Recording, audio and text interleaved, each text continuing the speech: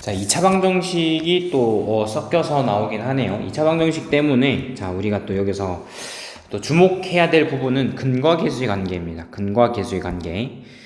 예컨대 뭐 이런 표현들이 있었지. 예를 들어 x 마이너스 알파, x 마이너스 베타는 0이다 라고 한다면, 자, 이 2차 방정식에서 그는 알파 또는 베타인 것이죠. 그치? 이 친구를 쌤이 이제 전개하면서 그 근과 계수의 관계를 한번 설명해 볼게요. 자, x 제곱 마이너스 알파 플러스 베타, 지금 두근의 합으로 표현되고 있고요. 알파 베타라고 해서 두근의 곱이지.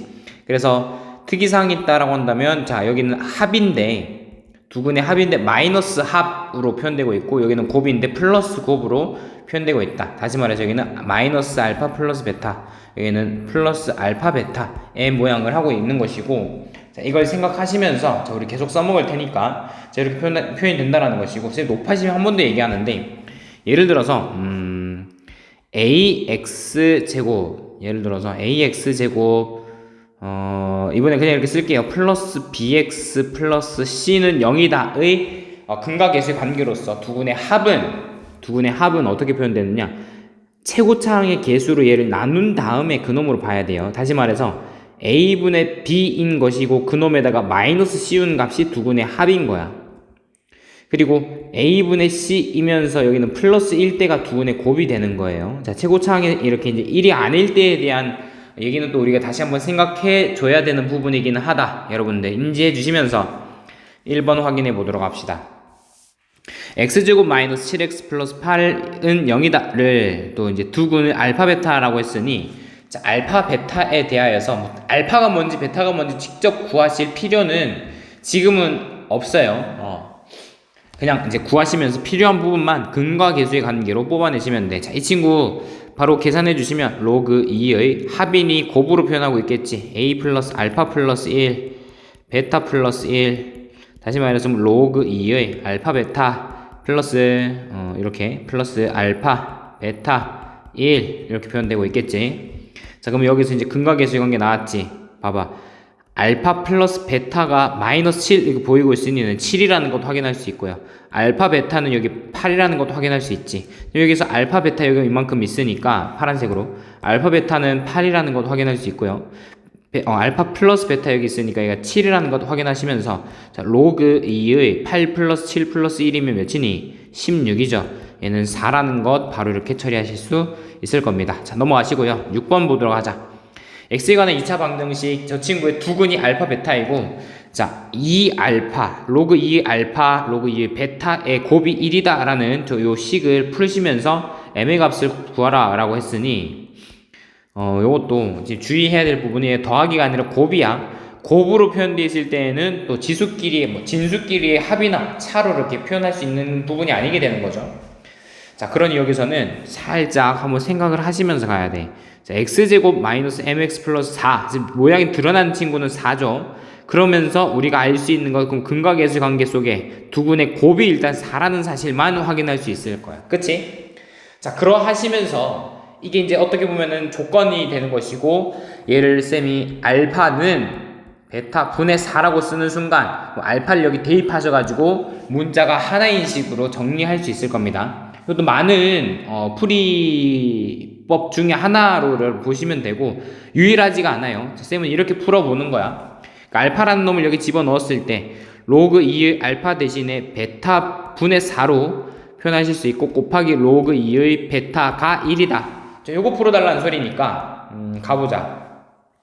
천천히 가볼게요. 자, 이만큼을 쌤이 요렇게 표현해 볼게. 로그 2의 4 빼기 로그 2의 베타 곱하기 로그 2의 베타 빼기 베타는 1이다 라고 정리를 할 수가 있을 겁니다. 그쵸? 정리하신 상태에서 로그 2의 4는 2라는 사실을 확인하시죠. 자, 그러시면서 쌤이 이제 치환을 해볼게요. 이게 이제 여러 문자로 이렇게 표현되고 있으니 로그 2의 베타를 뭐 t 같은 걸로 치환을 해볼게. 그럼 얘가 다 t가 되는 것이고, 자, 그러면은 2 빼기 t 곱하기 t는 1이다가 되면서, 자, 2t 마이너스 t제곱은 1이다. 다 우변으로 넘길게요. 그러면은 0은 t제곱 마이너스 2t 플러스 1이다 가 되는 것이고, 이거 t에 대하여 완전 제곱식 나오지. t 마이너스 1의 제곱이 0이다. t는 당연히 1일 수밖에 없는 상황이 되는 것이고, 그때 t는 우리가 로그 2의 베타라고 뒀기 때문에 얘가 1이 된다 라고 한다면 베타 값 자체는 당연히 2가 될 수밖에 없는 거겠죠. 자, 베타가 2라는 것까지 확인하셨고, 베타가 2인 순간 알파는 뭐가 되는 거야? 여기 2일 때 알파는 당연히 2여야 하겠지. 자, 그러니 두군의 곱이 4가 될 수 있는 것이고, 그럼 m의 값은 두군의 합이 되어야 되는 것이니 2 더하기 2 해서 당연히 쟤도 4가 될 수밖에 없을 겁니다. 요 정도는 뭐 크게 어렵지 않게 처리할 수 있을 것 같아요. 그 다음 7번 보도록 합시다. 7번도 단순해요. 자, 2차 방정식이 주어졌고, 두군에 대하여 두군이 로그 2의 a랑 로그 2의 b라고 표현하고 있네.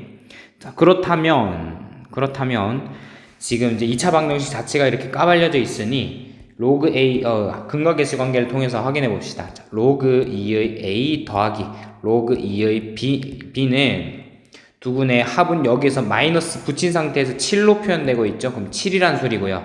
두군의 곱도 이 a 곱하기 로그 2의 b도 7이라는 사실인 거죠. 자, 이거 확인하시는 상태에서 자, 구해야 되는 형태가 요 모양이야. 그쵸? 저 모양이 되고 있어요. 자, 이거를 요렇게 한번 풀어 볼게요. 자, 두근에 대하여서 이렇게 표현하고 있잖아. 그치? 그리고 우리가 이렇게까지 정리를 했어. 자, 그러니 쌤은 이 친구에 대하여서 얘를 알파, 얘를 베타라고 이렇게 일단 명해 볼게요.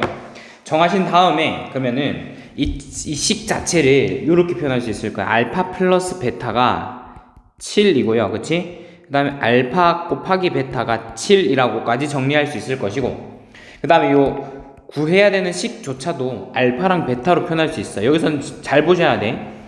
로그 A의 B라고 표현되어 있지. 로그 A의 B. 이 친구만 설명해 볼게요. 로그 A의 B는 로그 2의 A분의 로그 2의 B로 다시 쓸 수 있잖아. 그러고 나서 우리가 얘를 알파라고 뒀고 얘를 베타라고 뒀으니 밑과 진수에 대하여서 그러면 이 친구는 알파분의 베타라고 우리가 다시 쓸 수 있는 거잖아요. 그치? 그러면 구해야 되는 식조차 이렇게 바꿔서 써볼게요. 이 친구 자체를 이렇게 알파분의 베타 더하기 베타분의 알파 이렇게 바꾸어서 써볼게요. 자, 그러면 이제 다 나왔어. 자, 우리가 여기서 확인하셔야 될 게 뭐냐면, 자, 이 친구를 푸시면서 알파 베타 분의 알파 제곱 플러스 베타 제곱이 되는 것이고요.